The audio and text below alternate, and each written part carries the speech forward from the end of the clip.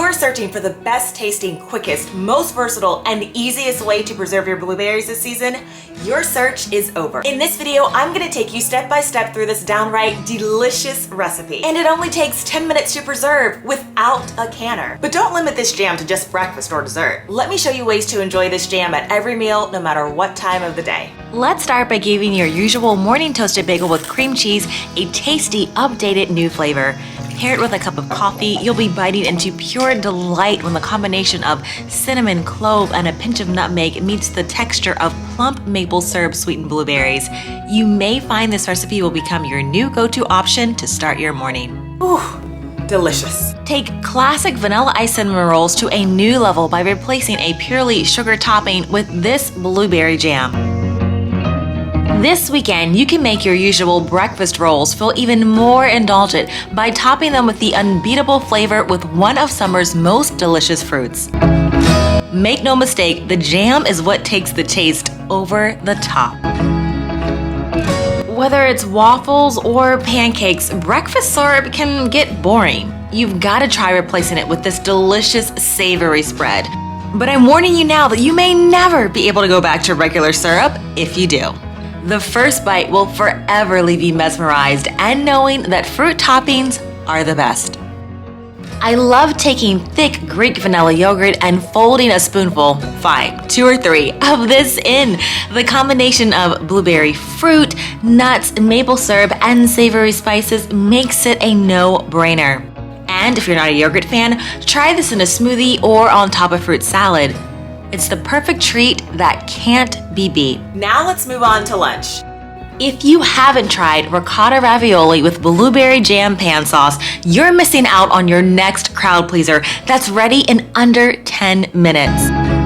Yes, I was initially suspicious too about combining jam and pasta, but the combination of sweet and tart from the blueberry jam pairs perfectly with the soft and salty cheesy ravioli and parmesan that's topped with garden fresh basil.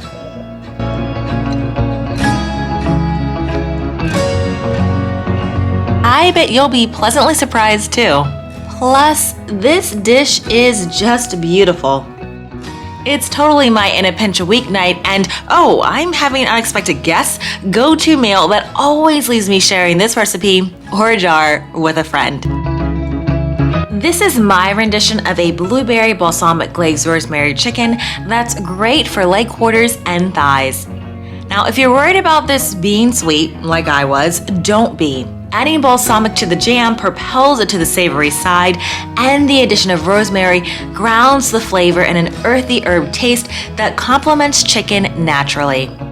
Because this is a no pectin recipe, the softer set of the jam allows the blueberries, maple syrup, and dates to coat the chicken similar to a barbecue sauce.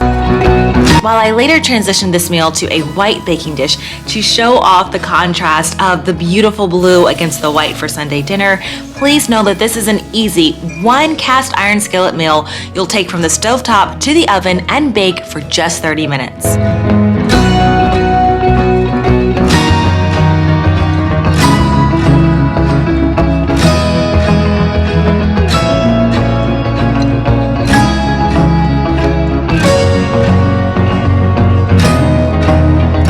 It doesn't get any easier or more delicious than that. Plus, baked chicken never looks so good.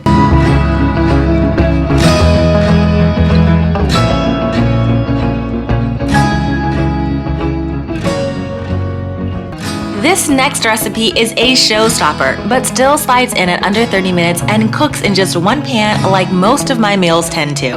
Pork tenderloin with blueberry bacon jam is more than the right combination of flavors. It's a feeling.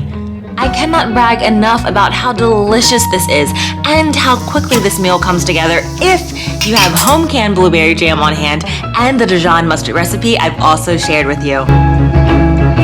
This topping rolls tangy, sweet, and spicy taste all in one for an unbeatable flavor. You've got onions, peppers, bacon, spicy Dijon, sweet blueberries, maple, and chopped dates that slowly simmer together to the point of perfection.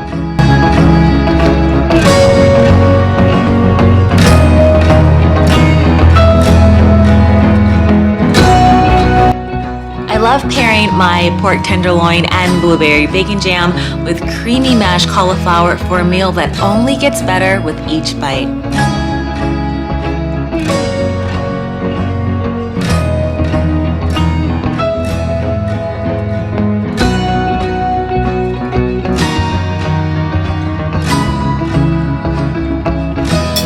If this is our first time meeting, hi, I'm Cassandra from the blog BecomingAFarmGirl.com, where I share canning recipes and ways to live a farm fresh life without land or livestock. Don't worry about writing anything down. The link to the printable recipe is below. If you're a returning friend that enjoys my canning recipes, you can automatically receive them straight to your inbox each time I post a video. Now, it's strictly the recipe post where I go a bit more in depth about things. It's not a newsletter. And if you've already signed up, the recipe, video, pictures, and full blog post is already in your inbox. Also, stay posted because in a couple of minutes I'm going to jump back in and talk about canning safety, my recipe tips, and other recommendations. Now let's get started.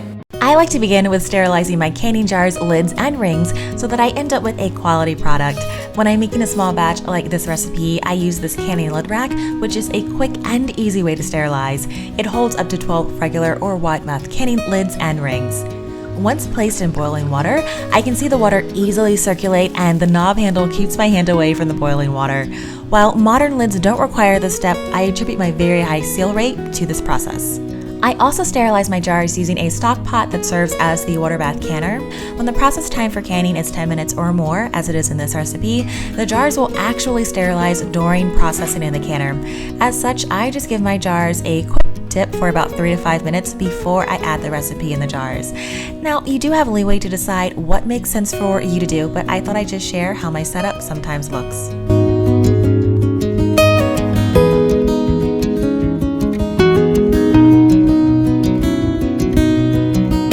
Let's get to the blueberries, which you'll want to thoroughly rinse and strain. As you do this, be sure to remove any stems that may still be attached and discard any bruised, mushy, or moldy berries.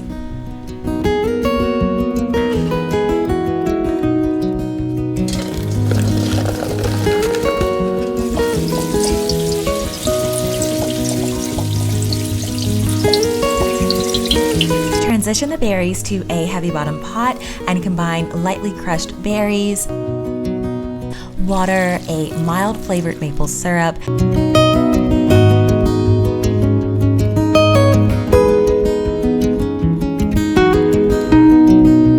and lemon juice.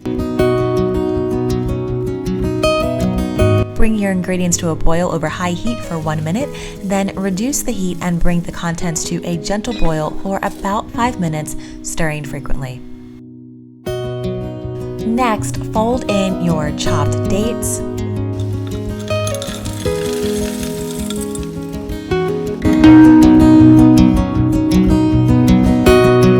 brown sugar,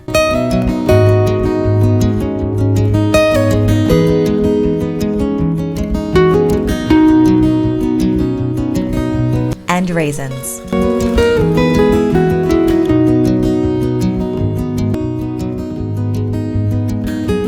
Give things a good stir to fully incorporate, then add grated ginger. You can use fresh or ground. Once more, allow things to reach a boil, then reduce the heat to a robust simmer. Alright friend, while things are boiling on the stove, I wanted to jump back in and share my recipe tips. First my intent in sharing canning recipes is to inspire you to create your own healthier, better tasting, and usually cheaper pantry items. And to share that canning is not outdated. In fact, it's the ultimate convenience food because you control what goes in and stays out of items you want to eat. But above all, I want you to be both safe and successful in your canning efforts. For this reason, I only used published recipes from sources like the National Department of Agriculture, the National Center for Home Food Preservation, and companies like Ball and Bernardin. The recipe that I'm sharing with you today is one that I adapted from the book, The Complete Book of Small Batch Preserving. Over 300 delicious recipes to use year-round by Ellie Topp and Margaret Howard. This cookbook has been a bestseller in food preservation for decades. I've used it for years and I highly recommend it. If you're a small batch canner who typically preserves not more than 6 to 10 jars at a time. And if you're looking for variety, this book covers it all. You've got your jams, jellies, marmalades, conserves,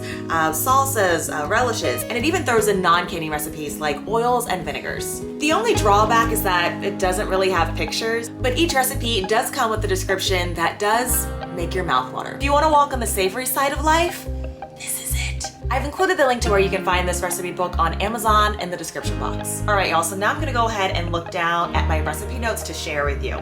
Now, this recipe does call for granulated sugar, and y'all know that I love to actually substitute brown sugar for white granulated sugar, which is a perfectly safe and approvable substitute. Brown sugar just comes with a little bit more oomph. However, when you do this, you must use the same total volume of sugar, because the volume capacity of recipes is what is tested and then determines a safe processing time. If you want your products to be shelf stable and safe to eat, you definitely have to ensure that the processing time and the total volume capacity remains the same as what an approved recipe calls for. I also added a splash of vanilla. Now, this recipe is totally perfect without it, but you can also see how I was tempted to just add a little bit of it in there, right? You know the saying, things get better with age? Now, this is just my opinion, but I think it's true of this conserve. Now, this is not to say that it is not good right after you make it, because it is delicious, and my family and I always enjoy a few jars right after I make it. I've noticed that the longer it sits on my shelf during the coming months, it starts to meld into this rich, complex flavor that is just, it gets even more satisfying with time. Tell me if you agree when you make it. All right, another tip. Your yield will vary depending on how much you thicken it by simmering, but do not add any thickener. You've got to remember that it will also thicken up upon cooling, and you've got to think of this as a very spreadable jam, and hopefully the close-ups that I shared with you earlier really gave you an idea of the consistency. Also, fresh blueberries are the most desirable for canning, but you can absolutely use frozen. You just want to make sure that your frozen berries were picked at the peak of ripeness. Oh yeah, this is a good point too. If you're using frozen, try to get them into the pot before they completely thaw out, because the faster they defrost, the less juice escapes from the fruit, and this is what is going to give you that thicker, tastier kind of conserve. Also, if there are other ideas that you have that this recipe will pair well with, please share it in the comment section below. What I enjoy most about canning isn't just the convenience, but the endless possibilities that you get when you're working with condiments that you just won't find in the grocery store. All right, that's all I've got. All of my notes are in the printable post, so let's jump back into the recipe. On my blog post, I share several methods of thickening your jam without pectin, and here's one of them. Sometimes I'll take between a quarter, but not more than half of the recipe, and puree it in the blender to achieve a distribution of blueberry sauce and chunky texture that is purely just my preference. It works well because chopped dates have a starchier constitution that imparts a velvety smooth texture. After it's blended, I'll pour it back in the pot and add walnuts,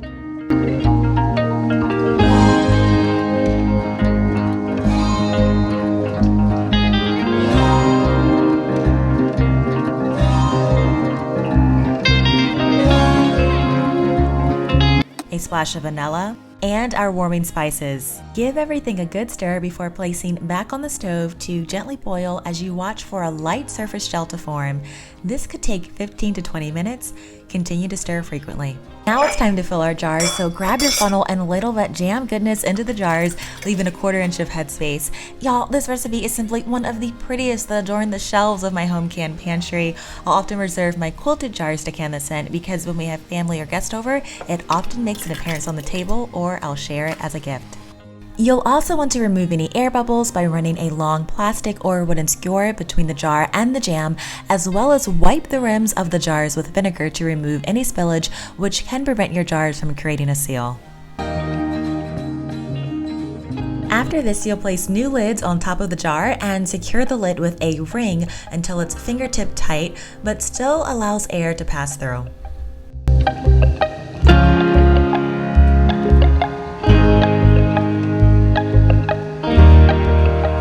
Line your pot with a jar rack or tray, then lower the jars onto the tray and into your water bath canner.